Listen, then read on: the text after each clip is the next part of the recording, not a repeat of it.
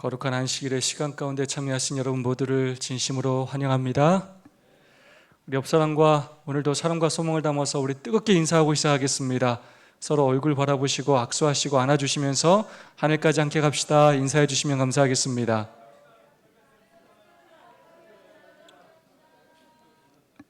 감사합니다. 장마는 장마인 것 같죠? 네, 비가 올 때는 얼마나 무섭게 또 많이 왔는지 모릅니다. 이번에 장마를 또 이렇게 경험하면서 준비하는 것이 참 중요하다는 걸 다시 한번 그렇게 느끼게 되었습니다. 어제도 김재복 장로님이 장마라고 교회에 이렇게 물 침수하는 곳이 없어야 된다고 오셔서 이제 막힐 만한 곳들을 또 다 뚫어주시고 또 저도 이렇게 또 둘러보면서 물이 찰 때마다 또 나뭇잎을 버리고 하는 일을 했습니다. 아무것도 아닌 일 같지만 그런 일들을 하지 않으면 결국 물이 계속 차고 넘쳐서 큰 피해를 입게 되는 것입니다. 또 어제는 제가 또 뜻밖에도 우리 정juk 선생님이 저한테 문자를 보내서 장마니까 교회가 침수되지 않을 수 있도록 목사님 또 잘 챙겨주시면 감사하겠습니다, 이런 문자를 저한테 보내서 제가 깜짝 놀랐습니다. 이분이 교회를 얼마나 다녔다고 지금 우리 교회를 이토록 사랑하고 교회를 챙기는 그 마음이 정말로 아주 훌륭한 믿음의 사람으로 성장하고 있음에 하나님께 참 감사를 드렸습니다. 장마도 우리가 이렇게 준비해야 되는데 우리가 이 놀라운 축복의 안식일은 또 얼마나 잘 준비해야 하겠습니까? 여러분, 이렇게 귀한 시간과 발걸음을 내셔서 교회를 참석하신 여러분 진심으로 환영하고 하나님께서 준비한 만큼 축복을 주십니다. 여러분이 놀라운 축복을 누리시기를 소망합니다. 또한 우리가 다시 오실 예수님, 재림하실 예수님을 또한 지금부터 잘 준비해서 또 기쁜 마음으로 맞이할 수 있는 우리 모두가 되었으면 좋겠습니다. 이번 주 TMI 실천해 보세요 내용입니다. 새로 이사 온 가족들을 식사 자리에 초대하세요. 네, 집에서 초청하면 가장 좋겠습니다. 그리고 그게 너무 부담스럽거나 어려울 때는 밖에서라도 함께 식사를 하는 것만으로도 너무 좋습니다. 남경 집사님이 어제 그런 말씀을 하시더라고요. 김선희 집사님하고 소그룹 식사를 하기 위하여 같이 차를 타고 이동한 것만으로도 어떻게 됐다고요? 훨씬 더 행복하고 훨씬 더 친해지게 되었다는 것입니다. 그래서 교회에서 이렇게 짧게 인사하는 것 말고 또 성도들하고도 개인적으로 이야기할 수 있는 시간, 식사할 수 있는 기회들을 마련하면 훨씬 더 가까워질 수 있다는 것입니다. 뿐만 아니라 이웃도 마찬가지라는 것입니다. 우리가 그렇게 이웃들에게 사랑을 전하는 것이 그 전도의 시작이라는 것입니다. 집을 깨끗하게 관리해서 집주인과 좋은 관계를 유지하세요. 자기 집이신 분들은 괜찮겠지만 남의 집에 새 들어 사시는 분들은 또한 이것 또한 굉장히 좋은 방법이라고 생각이 듭니다. 찬거리를 살 때 조금 더 사서 가난한 이들에게 나누어 주세요.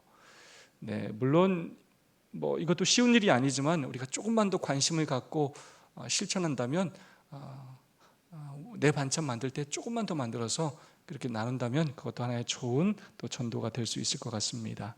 우리의 삶 속에서 이렇게 사랑을 실천하는 우리 모두가 되었으면 좋겠습니다. 몇 과입니까? 13과입니다. 시간이 얼마나 빠른지 벌써 2기의 마지막 안식일이 되었습니다. 내일이 이제 6월 마지막 안식이고 벌써 이제 전반기가 끝나고 다음 주부터 저희들이 후반기를 맞이하게 되겠습니다. 제목이 뭡니까? 애굽에서의 이스라엘. 하나님께서 약속의 땅으로 어디로 말씀하셨죠? 가나안으로 아브라함을 부르셨습니다. 그리고 그에게 땅에 대한 축복뿐만 아니라 민족에 대한 축복을 하나님께서 허락하셨습니다. 그런데 지금 13과 이제 창세기가 끝나는 지점은 몇 명으로 어디에서 끝나게 됩니까? 70명으로 어디에서 끝나게 됩니까? 애굽이라는 곳에서 끝나게 됩니다. 비록 하나님의 아브라함에게 하셨던, 이삭에게 하셨던, 야곱에게 하셨던 그 언약이 성취되지 않는 것처럼 보이지만 전혀 그렇지 않습니다. 비록 그들이 그곳에서 창세기를 끝을 맺지만 그곳에 또 어떤 의미가 담겨 있는지, 어떻게 하나님의 약속이 계속해서 이어져 나가고 성취되는지 오늘은 창세기의 마지막 부분들에 대하여 함께 살펴보는 시간을 갖도록 하겠습니다. 창세기 47장 27절 말씀 다 함께 한번 읽어보도록 하겠습니다. 시작.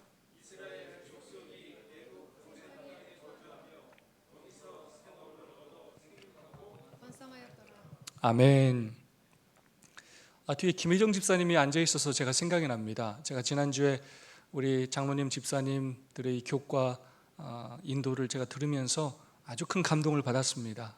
우리 장로님 집사님들이 얼마나 준비를 잘 하시고 은혜롭게 잘 전달하시는지 큰 감동을 받았고, 저는 특별히 또 김혜정 집사님한테 아주 감동을 많이 받아요. 김혜정 집사님이 사실 교회 나온 지 많이 오래되지는 않지 않았습니까? 네, 사실 교과를 가르친다는 게 여러분 부담이 될까 안 될까요? 엄청나게 부담되는 일입니다. 교회를 오래 다닌 집사님들에게도 많이 부담되는 일이고, 때로는 장로님들에게도 부담되는 일인데, 그냥 순종하는 마음으로 그렇게 열심히 하는 모습이 얼마나 좋은지 모르겠습니다. 그런 작은 믿음에 또 하나님께서 큰 축복을 함께 해주시기를 소망합니다. 이스라엘 족속이 애굽 고센 땅에 거주하며 거기서 생업을 얻고 생육하고 번성하였더라 라고 이야기하고 있습니다. 우리는 마지막 13과에서 창세기 46장부터 50장까지의 그런 내용들을 함께 살펴보게 되겠습니다. 46장부터 50장의 내용, 주요 내용을 살펴보면 이렇습니다. 46장은 야곱이 모든 가족들을 데리고 70인을 데리고 가나안을 떠나서 애굽의 특별히 고센 땅에 이르는 내용들이 기록되어 있습니다. 그리고 47장에 야곱이 이집트의 고센 땅 라암셋에 정착해서 바로를 찾아갔을 뿐만 아니라 축복하는 그런 내용들을 기록하고 있습니다. 48장은 야곱이 요셉의 두 아들 에브라임과 므낫세를 축복하는 내용이 담겨져 있고요. 49장은 야곱이 자신의 12아들을 축복하고 12지파의 미래를 예언하는 내용이 기록되어 있습니다. 그리고 50장은 창세기를 마무리하면서 야곱의 죽음과 장래에 대한 기록들이 아주 길게 묘사되어 있고요. 그리고 마지막으로 요셉의 죽음이 기록되어 있습니다. 이를 써줍니다. 요셉에게로 간 야곱, 창세기 46장 2절의 말씀입니다. 그 밤에 하나님이 이상 중에 이스라엘에게 나타나 이르시되 야곱아 야곱아 하시는지라. 야곱이 이르되 내가 여기 있나이다 하매. 아멘. 우리 하나님은 참 이름을 두 번 부르기를 참 좋아하세요. 야곱아 야곱아, 아브라함아 아브라함아. 네. 굉장히 하나님의 이런 친근한 그런 표현이신 것 같습니다. 마치 이것은 아브라함을 부르셔서 가나안으로 이주하게 할 때 두려워하지 말고 내가 내게 지시할 땅으로 가라라고 그렇게 명령하셨을 때와 똑같이 지금 야곱에게 야곱아 괜찮다, 애굽으로 가라라고 그렇게 명령하시는 그런 모습을 볼 수가 있습니다. 46장 3절입니다. 애굽으로 내려가기를 두려워하지 말라. 내가 거기서 너로 큰 민족을 이루게 하리라. 네, 하나님께서 약속하신 땅은 가나안 땅이었는데 지금 애굽으로 가라고 하시는 거예요. 그래서 야곱은 망설일 수도 있었을 것입니다. 하지만 하나님의 이런 음성을 듣고 지금은 그곳으로 가야 할 때라는 것을 알게 되었습니다. 그러면서 하나님께서 뭐라고 약속하시느냐? 내가 너로 큰 민족을 이루게 하겠다라고 약속하셨습니다. 46장 4절입니다. 내가 너와 함께 애굽으로 내려가겠고 반드시 너를 인도하여 다시 올라올 것이며. 네, 중요한 약속은 바로 이 약속입니다. 굉장히 중요한 두 가지 약속이 계속해서 등장하는데요. 첫 번째는 무슨 약속이고요? 땅. 아브라함, 언약의 핵심은 아브라함과 또 이삭, 야곱 끊임없이 주어지는 이 언약의 핵심은 두 가지예요. 뭘 주겠다? 땅을 주겠다. 가나안 땅을 주겠다. 두 번째 무슨 약속이죠? 아들에 대한, 민족에 대한 약속이에요. 내 씨로 인하여 민족이 번성할 것을 약속하셨고 또한 민족을 통하여 메시아가 태어나실 것을 약속하셨습니다. 너만 애굽으로 가는 게 아니다. 내가 너와 뭐 하겠다고요? 함께 할 거니까 두려워하지 말아라. 오히려 애굽에서 너를 무슨 민족으로 만들겠다고요? 큰 민족으로 만들겠다. 어쩌면 이 가나안이란 지금의 이 땅보다 하나님께서 이스라엘 민족을 번성시키기에 그때 그 당시 애굽이 더 좋았을지 모르겠습니다. 그래서 하나님께서 애굽 땅으로 가라고 하시면서 내가 함께 내려가겠다고 약속하셨고, 또한 마침내 거기서 끝나는 것이 아니라 다시금 너를 인도하여 어디로 오게 하겠다고요? 가나안 땅으로 오게 하겠다라고 약속하셨습니다. 그래서 헤브론에서 살던 야곱은 이제 애굽으로 이주를 하게 됩니다. 자기 마음대로 이주한 것이 아닙니다. 하나님의 명령에 따라, 하나님의 인도하심에 따라 이주를 한 것입니다. 그러므로 우리 그리스도인들이 어딘가를 옮길 때 절대로 우리 마음대로 그렇게 우리 뜻대로 하지 말아야 합니다. 늘 하나님의 인도하심을 간구하고 또 하나님의 음성을 듣기 위해 노력해야 합니다. 그래서 하나님께서 가라시는 곳으로 가야 하고, 우리는 그 하나님의 약속을 붙들고 또한 움직여야 한다는 것입니다. 애굽으로 함께 내려가시는 하나님, 그리고 민족이 번성하게 되었을 때 마침내 애굽에서 그들을 이끌어내시는 하나님, 우리를 이쪽으로 가면 이쪽에서 우리를 인도하시고, 또 필요하면 또 이쪽에서 우리를 또 불러내시고, 끊임없이 우리와 함께 하시며 우리를 축복하시는 우리 하나님의 모습을 볼 수가 있습니다. 46절, 6절, 7절 말씀입니다. 야곱과 그의 자손들이 다 함께 애굽으로 갔더라. 야곱이 그의 모든 자손을 데리고 애굽으로 갔더라. 자, 하나님께서 왜 가나안 땅에서 살고 있던 그들을 애굽으로 가게 하셨습니까? 첫째는 앞으로 뭐가 들어 이곳에요?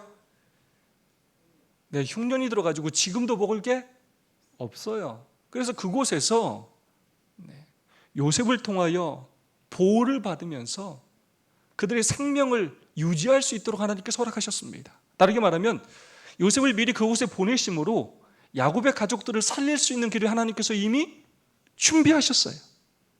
그리고 그곳에서 요셉을 신임하는 그 왕 안에서 이스라엘 민족을 크게 번성케 하십니다. 이게 다 누구의 섭리입니까? 하나님의 섭리예요. 하나님은 이미 그 길을 다 뭐 하셨어요? 다 준비하셨어요. 그리고 민족이 번성케 되었을 때여야 그들을 다시금 가나안으로 불러내시는 일을 하시는 것입니다. 그래서 이 야곱의 이주는 하나님의 구원의 섭리를 보여줍니다. 첫 번째로는 이 야곱의 가족을 살리시기 위한 하나님의 방법이에요. 두 번째로는 야곱의 가족만 살리는 것이 아니라 야곱의 간족으로 인하여 큰 민족을 이루게 하셨고, 이런 야곱의 민족, 이 이스라엘 민족들을 통하여 이 애굽 사람들에게 누가 살아계심을 증거하게 됩니까? 하나님의 살아계심을 증거하게 됩니다. 결국은 10 재앙들을 통하여 하나님을 증거하고, 모든 사람들이 다 믿지는 않았지만 그 중에서 또 여러 사람들이 하나님을 또 믿고 이스라엘 백성들과 함께 이렇게 출애굽을 한 사람들도 있게 된 것입니다. 그래서 하나님은 타락한 세상에서 더 많은 사람을 구원하기 위해서 하나님은 늘 당신의 백성들을 사용하십니다. 우리가 말할 때 이 애굽이라는 땅은 죄악의 땅을 의미합니다. 근데 하나님께서 왜 죄악의 땅으로 우리를 가게 하시는가? 왜 예수님께서 죄가 가득한 이 지구에, 온 우주 중에서 왜 하필 이 지구에 오셨는가? 뭐 하기 위하여 오셨습니까? 죽어가는 죄인들을 구원하기 위하여 오셨습니다. 마찬가지입니다. 우리가 정말 믿지 않는 사람들 사이에 있는 것, 때로 오해받기도 하고 때로 미움을 받기도 하고 남들이 우리를 절대로 이해해 주지 못하는 불편한 상황 속에 처하기도 하지만, 그런 환경 가운데 우리를 두시는 이유가 무엇이라고요? 그들을 구원하기 위함이라는 것입니다. 하나님을 증거하시기 위함이라는 것입니다. 우리 교회가 존재하는 목적이 우리만 구원받는 것이 아니라 더 많은 사람을 구원하시기 위하여 하나님께서 세우신 기관이라는 것입니다. 이를 써줍니다. 46장 8절, 46장 27절. 애굽으로 내려간 이스라엘 가족의 이름은 이러하니라. 애굽에서 요셉이 낳은 아들은 2명이니 야곱의 집 사람으로 애굽에 이른 자가 모두 70명이었더라. 여러분 70 하면 지난번에 배웠었는데 생각납니까? 뭐가 70이었죠? 또 노아 홍수 후에 70 민족이 있었습니다. 70민족. 그래서 12지파 그리고 70장로 또 12제자 70제자처럼 이 12와 70은 모든 그런 사람을 의미합니다. 그래서 모든 사람을 구원하기 위한 하나님의 섭리를 우리에게 보여주고 있는 것입니다. 야곱의 식구 70명을 결국 애굽으로 가게 함으로 모든 민족을 구원할 백성들의 그런 구주적인 형태를 우리들에게 보여주고 있는 것입니다. 야곱 자손을 애굽으로 보내신 목적에 대하여 실물교훈은 이렇게 이야기하고 있습니다. 아브라함의 후손들 곧 야곱과 그의 자손들을 애굽으로 내려가게 하신 것은 저희가 그 크고 죄악이 많은 나라에서 하나님의 나라의 원칙을 나타내게 하시기 위함이었다. 요셉의 청백함과 온 애굽 백성들의 생명을 보존한 그의 사업은 그리스도의 생애를 표상한다. 모세와 다른 많은 사람이 하나님의 증인이 되었다. 네, 우리를 증인으로 하나님을 증거하기 위하여 우리를 애굽으로 이 죄된 세상으로 보내셨고 오늘 이곳에 교회를 세우시고 우리를 사용하기를 원하신다는 것입니다. 우리 모두 하나님의 충성스러운 증인 또 하늘의 대사가 될 수 있기를 소망합니다. 어려서 줍니다. 애굽에 정착한 야곱 47장 1절, 6절, 3절, 4절 보겠습니다. 요셉이 바로에게 가서 고하여 이르되 내 아버지와 내 형들과 그들의 양과 소와 모든 소유가 가나안 땅에서 와서 고센 땅에 있나이다. 그들 중 능력 있는 자가 있거든 그들로 내 가축을 관리하게 하라. 종들은 목자이온데 우리와 선조가 다 그러하나이다. 원하건대 종들로 고센 땅에 살게 하소서. 네, 요셉은 야곱의 가족들을 데리고 온 다음에 이제 바로 앞에 5명의 형들을 데리고 나간 다음에 형들에게 이런 요청을 하게 합니다. 네.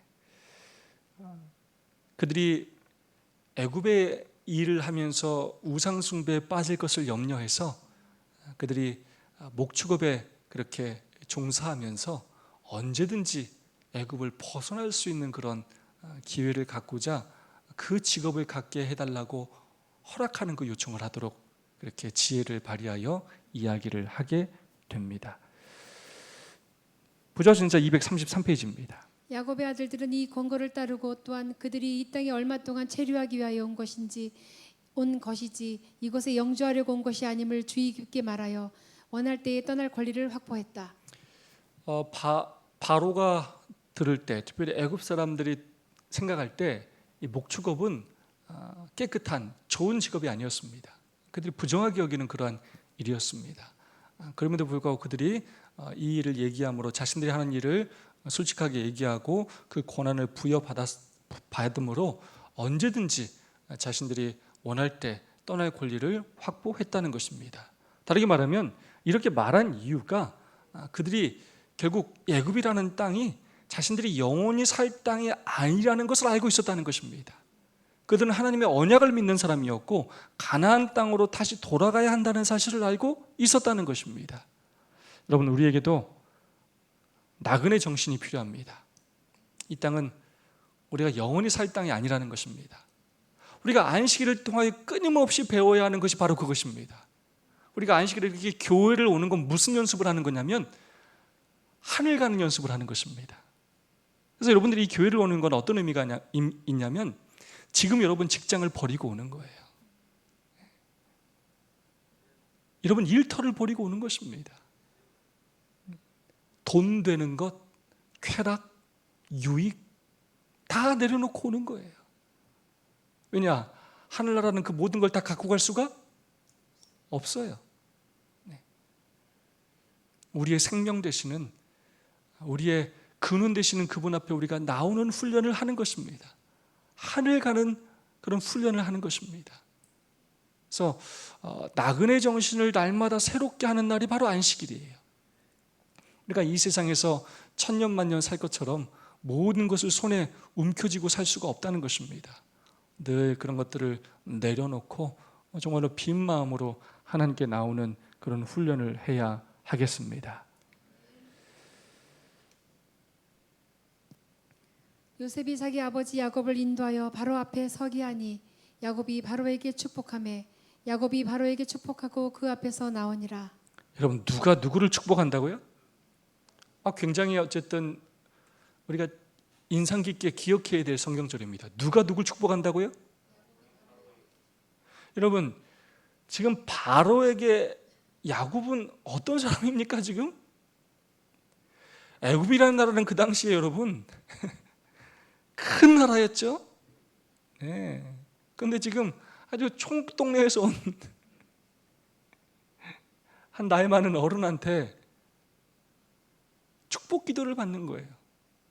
근데 여러분, 기억해야 될 것이 있습니다. 애굽의 이 바로라는 이 왕의 이 직분은 제사장 직분이에요. 왕이 하는 일이 뭐 한다고요? 제사장 역할을 하는 겁니다. 다르게 말하면 자기 신이 있음에도 불구하고 자기가 그 신과 연결되는 그런 역할을 하는 사람임에도 불구하고 누구로부터 축복을 받는다고요? 야곱으로부터 축복을 받는다는 것입니다. 교과는 이렇게 이야기하고 있습니다. 애굽에서는 바로가 가장 높은 제사장의 위치를 가지고 있었다는 사실을 고려할 때 야곱이 바로를 축복했다는 사실은 영적인 면에서 야곱이 애굽의 가장 높은 제사장이었던 바로보다 더 높은 위치에 서 있었음을 보여준다. 아멘. 여러분, 왜 바로가 이런 행동을 했을 것 같습니까? 하나님을 인정했어요. 누구 때문에요? 요셉 때문에. 네. 요셉의 그 꿈 해몽뿐만 아니라 요셉의 삶을 보니까 하나님이 함께 하시는 사람이라는 것을 알게 됐고 하나님이 참 하나님이라는 것을 알게 된 것입니다. 그래야 자기가 제사장 직분임에도 불구하고 하나님께로부터 그가 축복 기도를 받는 것을 허락한 것입니다. 저는 여러분, 이 사건을 보면서 여러 생각을 하게 됩니다. 여러분, 우리가 너무 세상 사람들한테 기죽고 살지 말아야 됩니다. 우리가 가진 것이 없어 보여도 세상 사람들보다 지위가 낮아 보여도 여러분, 우리는 하나님의 축복을 전하는 사람들입니다. 우리는 놀라운 진리와 믿음을 소유한 사람들입니다. 우리가 가진 것이 얼마나 위대한 것인지를 알아야 합니다. 그래서 다른 사람들에게 우리가 정말로 연약하거나 또 너무 없는 모습을 보이지 말고 담대하게 또 우리가 가진 것을 나눌 수 있고 축복할 수 있는 그런 그리스도인이 되었으면 좋겠습니다. 하나님께서 우리를 누구로 부르셨느냐? 왕 같은 제사장으로 부르셨어요. 왕 같은 제사장. 그래서 우리가 해야 되는 일이 뭐냐? 다른 사람을 축복하는 일입니다. 그래서 우리가 아무리 어렵고 힘들어도 늘 다른 사람들에게 축복을 말하고 축복 기도를 해주고 그들에게 은혜를 그렇게 나눠주는 그런 그리스도인이 되었으면 좋겠습니다. 17년의 행복한 여생을 누린 야곱. 그들이 도착한 후 오래지 않아 요셉은 또한 그의 아버지를 인도하여 왕을 아련하게 하였다. 야곱은 왕궁에 처음 온 사람이었으나 장엄한 자연 가운데서 전능하신 왕과 교제하여 왔기 때문에 이제 우월감을 가지고 손을 들어 바로를 축복하였다. 그러나 그에게 17년 동안 고센 땅에서 평화스러운 여생을 보내도록 허락되었다. 이 기간은 전에 살아온 세월과 뚜렷한 대조를 이루는 행복스러운 세월이었다. 아멘. 영적인 우월감. 이거는 이 우월감이라는 것이 잘못 가지면 사람을 교만하게 하겠지만 정말로 하나님과의 깊은 교제를 통하여 내가 누려온 것들이 세상의 것들보다 훨씬 더 뛰어났다는 것을 아는 것은 굉장히 중요합니다. 그래서 우리가 가진 것이 얼마나 뛰어난 것인지를 늘 알고 자부심을 갖고 좀 살았으면 좋겠습니다. 하나님께서 17년 동안 고센 땅에서 사는 야곱을 축복하셨어요. 축복하셔서 어쩌면 그의 애굽 오기 전에 그런 삶은 누구 때문에 그렇게 마음이 힘들었을까요? 첫째로 요셉을 잃었다는 그 슬픔 때문에 그가 얼마나 힘들었겠습니까? 네. 그리고 그 형제들의 불화 속에서 그 아들들이 그 사고치는 그런 문제들로 인하여 얼마나 마음이 많이 상하고 힘들었었습니까? 그러나 애굽에 왔을 때 정말로 형제들이 한 마음과 한 뜻이 되어서 서로 우애하고 지내는 모습들을 볼 때 정말로 그가 큰 행복을 누렸을 것입니다. 하나님께서 그의 말년에 그에게 정말로 행복한 시간들을 허락하셨습니다. 우리 하나님은 믿음으로 살아가는 당신의 자녀들을 축복하시는 하나님이십니다.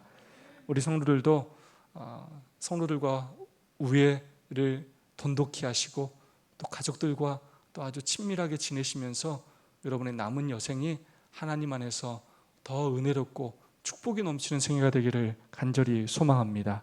화이서주입니다. 요셉의 아들들을 축복한 야곱 48장 1절 2절입니다. 내 아버지가 병들었다 하므로 그가 곧 두 아들 므낫세와 에브라임과 함께 이르니 이스라엘이 힘을 내어 침상에 앉아. 네, 우선 요셉을 축복하는 야곱의 모습을 볼 수가 있고요. 그리고 또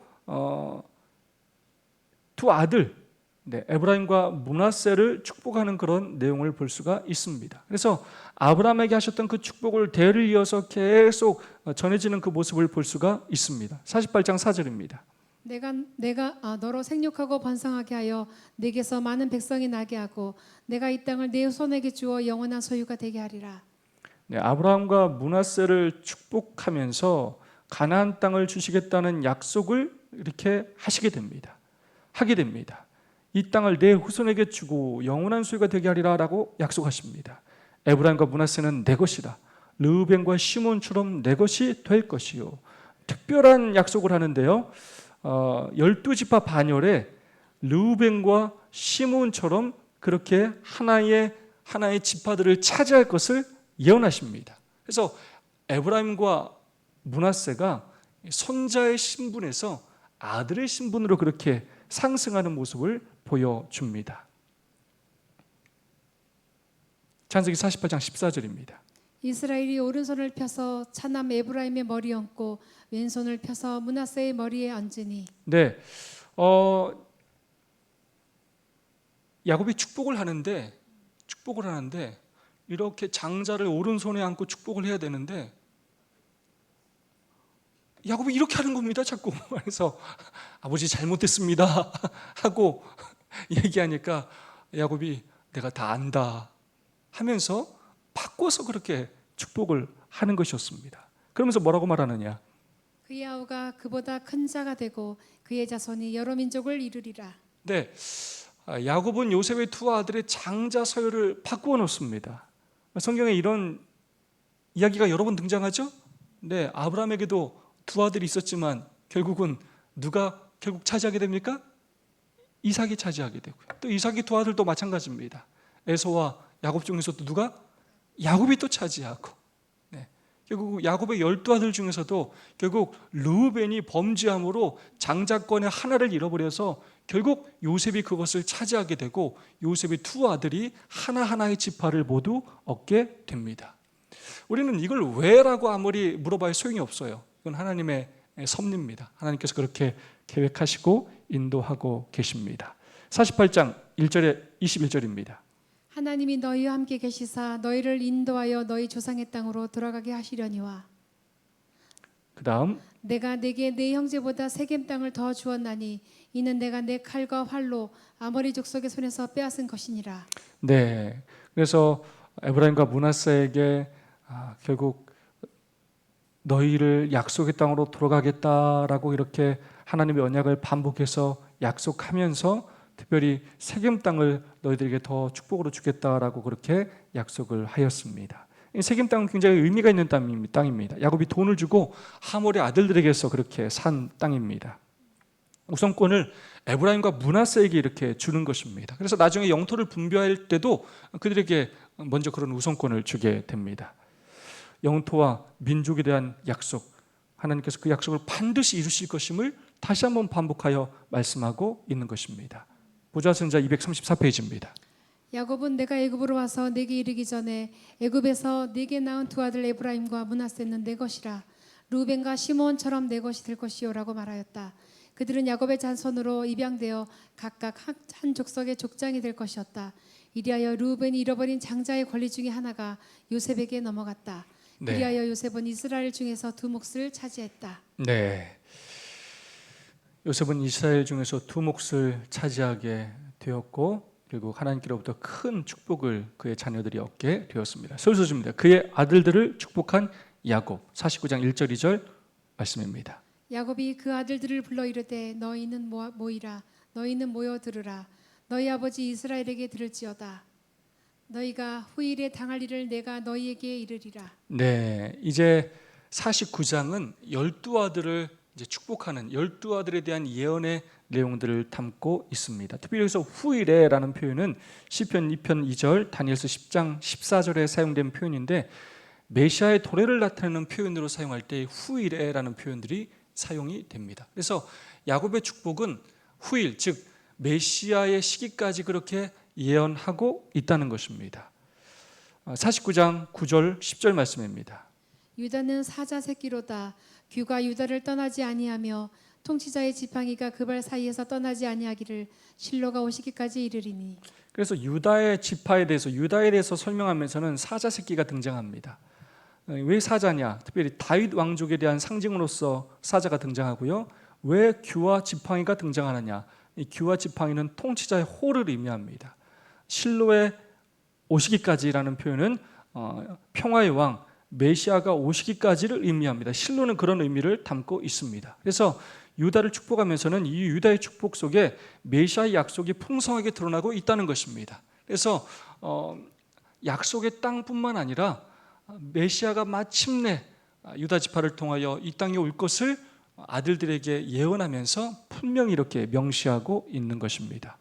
특별히 여러 아들들을 상징적으로 묘사하는데 여러 동물들을 사용합니다. 유다는 사자, 이사갈은 나귀, 단은 뱀, 납달리는 암사슴, 베냐민은 이리를 이렇게 묘사하면서 자녀들을 이렇게 이야기합니다. 아들들의 또 삶의 특징을 아들마다 이야기하면서 한두 가지로 이렇게 묘사합니다. 르우벤에 대해서는 아버지의 침상을 더럽힘. 여러분 얼마나 가슴 아픈 일입니까? 르우벤에 마늘이 있었을 텐데 르우벤의 역사가 기록될 때 빠지지 않고 중요하게 등장하는 역사가 뭐라고요?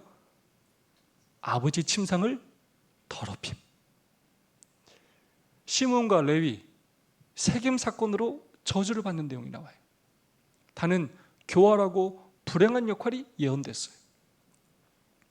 여러분 나의 역사가 한 줄의 글로 남는다면 여러분 뭐라 기록될 것이라 생각하십니까? 뭐라 기록되기를 원하십니까? 12아들의 삶을 보면 그들의 삶이 그들이 어떻게 행했느냐가 결국 그들의 운명을 결정하고 그들의 자녀들에게까지도 많은 영향을 미친다는 사실을 우리가 알게 된다는 것입니다. 그러므로 오늘 우리의 선택, 오늘 우리의 희생, 헌신이 나뿐만 아니라 우리 가족에게 지대한 영향을 미친다는 사실을 꼭 기억하시기 바랍니다. 교과 184페이지의 말씀입니다. 성경 본문은 이어서 야곱의 아들들의 미래가 일어날 일을 기록한다. 이것은 하나님께서 훗날 그들을 각자가 마주하게 될 일을 미리 결정해 두셨다는 것과 같은 예정된 운명이 아니다. 오히려 그것은 그들 각자의 품성의 특성과 그들의 자손들의 특징이 불러올 결과를 표현한 것이다. 예를 들어 누군가가 죄 없는 사람을 죽일 것이라는 사실을 하나님께서 하시는 것과 하나님께서 살인자가 그렇게 하도록 예정하시는 것은 완전히 다른 것이다. 아멘. 무슨 말이냐? 하나님이 이렇게 예언을 하신 것이 그렇게 되도록 미리 정하신 것이 아니라는 것입니다. 그래서 저희 재림교회는 예정론이 아니라 무엇을 믿습니까? 예정론을 믿습니다. 하나님께서 전능하신 분이기 때문에 그 결과까지 다 알고 계신 것뿐이지 그때마다 그 선택은 다 우리 인간 본인이 스스로 하는 것입니다. 자, 목요일 마지막 소지입니다. 약속의 땅에 대한 소망입니다. 창세기 50장 2절로 3절입니다. 아버지의 몸을 향으로 처리하게 하매 40일이 걸렸으니. 왜 40일이나 걸렸냐면 이집트의 방식대로 미라로 그렇게 처리했기 때문입니다. 13절입니다. 그를 가나안 땅으로 메어다가 마므레 앞 막벨라 밭굴에 장사하였으니 이는 아브라함이 해족 속 에브론에게 밭과 함께 사서 소유 매장지를 삼은 곳이더라. 네, 아브라함이 그런 부탁을 했죠. 그래서 그를 막벨라 굴에 이렇게 거기까지 가서 많은 장래인들이 거기까지 가서 막벨라 굴에 안치하게 됩니다. 야곱에게 어떤 소망이 있었기 때문입니까? 어디로 가고 싶다고요? 네, 가나안 약속의 땅으로 내가 돌아가겠다. 네, 그의 소망이 그곳에 담겨 있었고 또 요셉은 순종하는 마음으로 그의 동일한 소망 또한 그곳에 있었기 때문에 그렇게 아버님을 막벨라 굴에 장사하였습니다. 창세기 50장에 나타나는 중요한 세 가지 소망이 나옵니다. 첫 번째는 무엇이냐면 이스라엘 백성들이 약속의 땅으로 가나안으로 들어가게 될 것이라는 소망이 담겨 있습니다. 그 형들이 친히 와서 요셉 앞에 엎드려 이르되 우리는 죄송합니다. 내가 내 조상들에게 돌아가리니 나를 우리 선조와 함께 장사하라. 내가 마침내 묻힐 곳은 애굽 땅이 아니라 가나안 땅이다. 나를 그곳으로 가게 해줘라 라고 요청하고 있는 것입니다. 50장 5절입니다. 나로 올라가서 아버지를 장사하게 하소서. 그가 내게 시킨 맹세대로 올라가서 내 아버지를 장사하라. 네. 그래서 결국 바로가 허락했고 결국 야곱을 가나안 땅에 장사하게 됩니다. 우리는 이 모습을 통해서 다시 한번 애굽이 영원히 살 곳이 아니라 가나안이 그들이 영원히 살아야 할 땅이라는 것을 그들이 소망하고 있었다는 사실을 알 수가 있습니다. 그리고 이 사건은 마침내 출애굽 사건을 연상하게 합니다.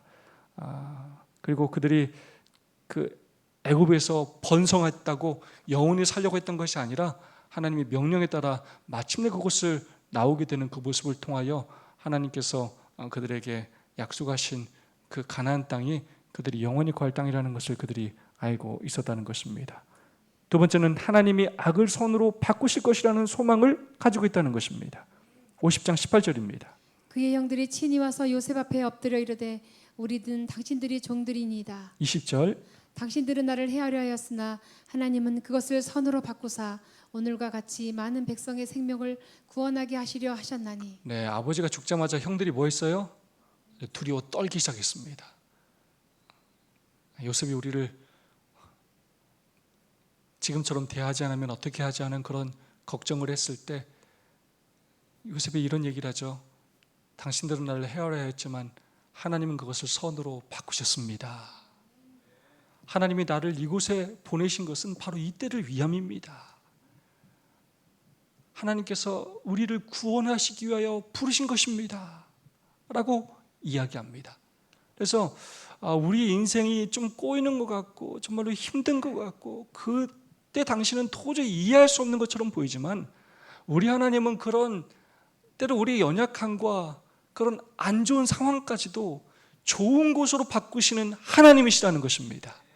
네, 우리 연약함과 악함까지도 때로는 우리가 하나님께로 돌이키고 믿음대로 살려고 할 때 우리에게 정말 우리가 예상치도 못했던 축복을 주시는 하나님이십니다. 그렇기 때문에 우리가 그 하나님을 은혜의 하나님이라고 말하는 것이고 정말 신실하신 하나님이라고 이야기하는 것입니다. 여러분 한번 우리가 생각해 보자고요. 우리가 60년, 70년, 80년을 살 때 우리가 산 생애 중에서 하나님 앞에 정말로 신실하게 산 생애가 몇 년이나 되겠습니까? 우리가 죄 짓고 산 게 한 90%도 넘지 않겠습니까? 기껏 하나님께 희생하고 헌신하고 봉사한 게 진짜 몇 년이나 되겠습니까? 근데 하나님은 그것으로도 우리를 또 기뻐하시고 우리를 또 불쌍히 여기시고 또 우리를 사랑하시고 우리를 구원하시는 것입니다. 여러분 출애굽하는 이스라엘 백성들을 한번 우리가 나중에 살펴보게 될 것인데요. 그들이 대단히 선해서 하나님께서 그들을 구원하십니까? 그렇지 않아요. 네, 그들이 연약하고 죄가 많았지만 정말로 믿음도 잃어버리고 언약도 잃어버렸지만 누가 약속을 기억하셨기 때문에요? 하나님이 그 언약을 기억하셨기 때문에 그들이 구원을 받는 것입니다. 우리 또한 마찬가지입니다. 그래서 하나님께서 기억하시는 그 언약을 우리가 어려운 형편이지만 우리가 그것들을 기억하고 이렇게 순종하고 노력하며 살 때 하나님은 그 우리의 연약함을 또 때로는 악한 것을 선으로 바꾸실 수 있는 그러한 능력의 하나님이시라는 것입니다. 세 번째로 타락한 인류를 구원하시겠다는 소망을 우리는 50장에서 볼 수가 있습니다. 나는 죽을 것이나 당신들을 돌보시고 당신들을 이 땅에서 인도하여 내사 아브라함과 이삭과 야곱에게 맹세하게 하신 땅에 이르게 하시리라. 다음 성경절. 모세가 요셉의 유고를 가졌으니 너희는 내 유고를 여기서 가지고 나가라 하였습니다. 네, 결국 요셉까지도 그의 유고를 가지고 나가달라고 부탁했고 모세는 요셉의 유고를 가지고 결국 출애굽을 하게 됩니다. 결국 애굽에서 떠나게 된다는 것입니다.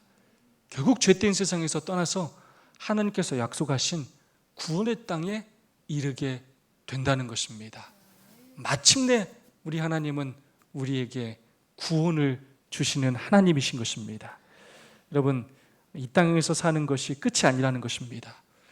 여러분, 이 땅에서 죽음이 끝이 아니라는 것입니다. 하나님께서 마침내 우리 유골들을 무덤 가운데 부활시키실 것이고 우리에게 새 생명을 주실 것이고 우리를 저 하늘 가나안으로 인도하실 것입니다. 그 신실하신 하나님을 우리가 사랑하며 또 감사하며 우리도 하나님께 헌신하며 살기를 소망합니다. 교훈의 말씀입니다. 창세기는 하나님의 섭리가 마침내 승리하리라는 소망과 함께 새하늘과 새 땅에서 우리가 경험하게 될 구원과 회복의 소망을 주는 것으로 끝을 맺는다. 아멘. 누가 승리한다고? 뭐가 승리한다고요? 하나님의 뭐가 승리한다고요? 섭리가 승리합니다. 우리가 아무리 계획하고 노력해도 사실 다 우리 뜻대로 되는 게 아니에요. 마침내 하나님의 섭리가 승리합니다. 하나님의 구원의 계획이 승리해요. 그렇기 때문에 우리가 별 볼 일 없지만 우리 남은 무리는 마침내 승리하게 될 것입니다. 여러분, 우리가 그 주인공으로 그날에 서기를 소망합니다. 마침내 승리하게 하시는 하나님께 감사하며 사는 우리 모두가 되었으면 좋겠습니다. 두 분, 세 분씩 짝을 지어서 오늘 받은 은혜를 나눠주시고 또 우리의 자녀들 그리고 손자, 손녀들에게 우리가 줄 수 있는 최고의 축복이 무엇인지, 그러한 축복을 주기 위해서 우리가 지금 해야 할 일이 무엇이 있을지 서로 돌아보고 나누는 시간을 갖도록 하겠습니다. 또 서로 결심하고 서로를 위해서 기도하는 시간을 그렇게 갖도록 하겠습니다.